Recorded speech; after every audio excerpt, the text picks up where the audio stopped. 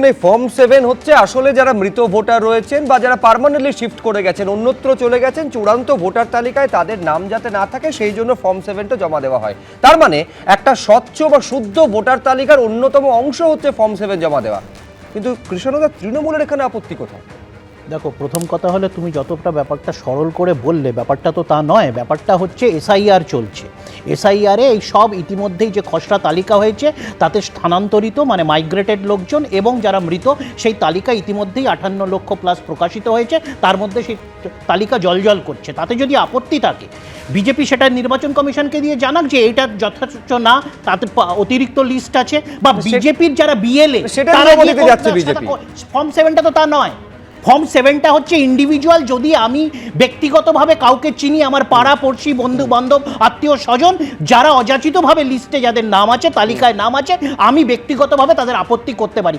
Bulk মানেই হচ্ছে propaganda, bulk মানেই হচ্ছে অভিসন্ধি। তার মানে পার্টিগতভাবে আমি বলছি এই ফর্ম 7 আমি ধরে নিচ্ছি এই ফর্ম 7 সব জমা দেওয়া হলো। তার মানে এইটা মনে করার কি কোথাও কারণ রয়েছে যতগুলো ফর্ম 7 জমা দিল সব কটা নাম ডিলিটেড হয়ে যাবে? তারপর তো ভেরিফিকেশন হবে, কোথাও কোনো আপত্তি থাকলে কমিশন তাদের হিয়ারিং এ ডাকবে। দেখো, তুমি যতটা বলছো সেটা হচ্ছে যে নির্বাচন কমিশনের উপর যদি মানুষের আস্থা থাকে, গণতান্ত্রিক প্রক্রিয়াতে নির্বাচিত নির্বাচন কমিশন, সেইখানে একটা মানে সুন্দর বিষয় হলে তখন সেটা হয়। কিন্তু এই নির্বাচন কমিশন তো তা নয়। এটা তো বিজেপির অঙ্গুলি হেলনে কাজ করে। সেটা প্রমাণিত যে আজকে সুপ্রিম কোর্ট থেকে আমাদের নির্দেশ নিয়ে আসতে হচ্ছে।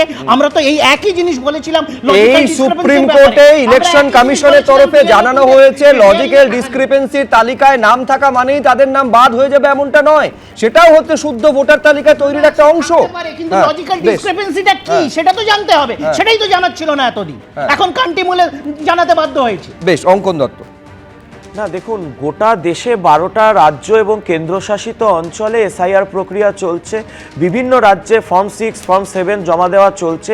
আজকেই দেখুন উত্তরপ্রদেশের সমাজবাদী পার্টি যারা বিরোধী দলে রয়েছে ওখানে, তারা বলেছে আমরা 1 লক্ষ ফর্ম 7 জমা দিয়েছি। আপনি কোথাও দেখতে পেয়েছেন ওখানে কেউ ঝামেলা করেছে?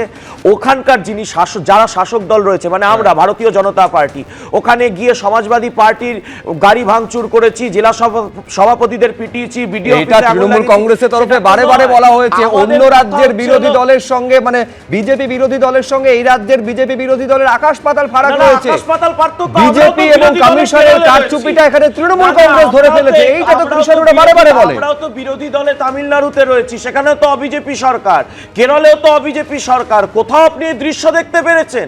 এটা পারেননি। তৃণমূলের এক নেতা বলছেন যে বিজেপি যে ফর্ম 7 জমা দিচ্ছে সব অবৈধ। আরে মশাই, আপনি ঠিক করার কে? সেটা ঠিক করবে তো নির্বাচন কমিশন। সুপ্রিম কোর্টের নির্দেশ এবং নজরদারিতে এসআইআর হচ্ছে। আপনাদের আপত্তিটা কোথায়? এই যে নৈরাজ্য, যে অশান্তি তৈরি করছে তৃণমূল কংগ্রেস, তার মানে তৃণমূল কংগ্রেসের এই শরীরী ভাষা প্রমাণ করছে যে যাবতীয় ভুয়ো ভোটার, মৃত ভোটার, স্থানান্তরিত ভোটার, অনুপ্রবেশকারী সাদরাডিদের মতো জঙ্গিদের ভোটারদের মালিকানা তৃণমূল কংগ্রেস নিয়ে বসে রয়েছে। এবিপি আনন্দ, এগিয়ে থাকে, এগিয়ে রাখে।